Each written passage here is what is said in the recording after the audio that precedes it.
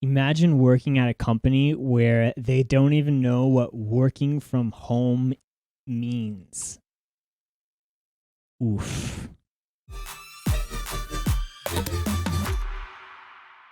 Whether good or bad, coronavirus has drastically changed Japan.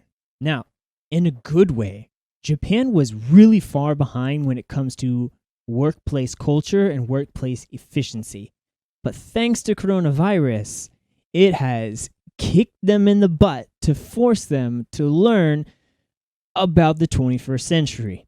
In that, we're talking about work from home, teleworking.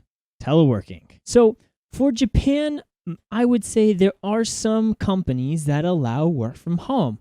However, most of these companies have stipulations on the amount of days you are allowed to work from home, in that you can only work X number of days and you have to work at the office the majority of the time.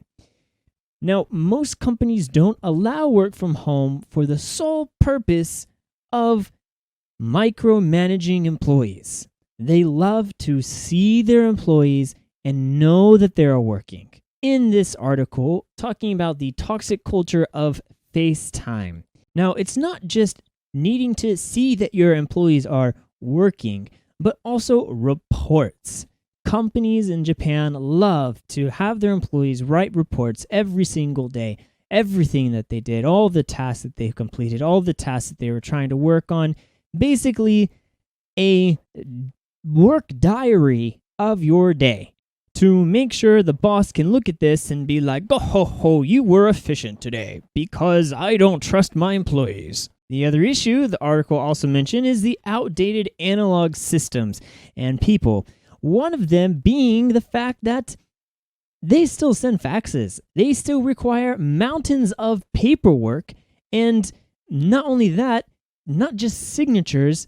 You can't, have a document and just sign it from like a PDF or something. No, you need to have the actual physical paper and then have your own personal, what they call the hanko, which is, it's just like a stamp basically, but it's your stamp, which acts as their signature.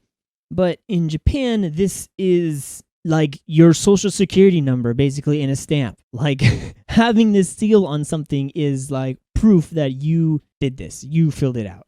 That on top of the fact that Japan is very resistant to change, like the article also mentions, we are now seeing a slew of many companies that are figuring out ways for their employees to work at home. And it is fantastic. I love to see this change being forced upon Japan, and I am so happy that many companies are asking their employees to work from home, asking many employees to have e-meetings. That's a thing?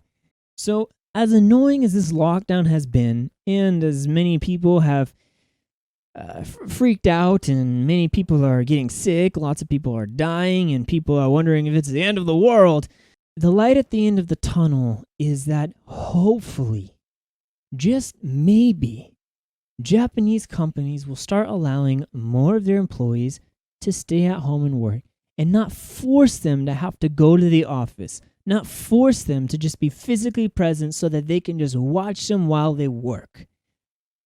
As I've talked about in previous videos, I strongly believe that Japan needs more leaders and less bosses. Actually, I don't even think I've made a video about this. I'm going to make a video about this. So let us hope that as the lockdown has been lifted, companies will realize, wow, we can get so much work done, people can be happy, more relaxed, and they don't have to be forced to come into the office every day, or forced into all the trains, or... Oh. Thank you guys for watching. Please feel free to subscribe. Subscribe now. I would really appreciate it. Please share this video with your friends and ask them to subscribe. I'm also streaming every single day on Mixer, Twitch, and YouTube. Please feel free to check it out and come hang out with me sometime.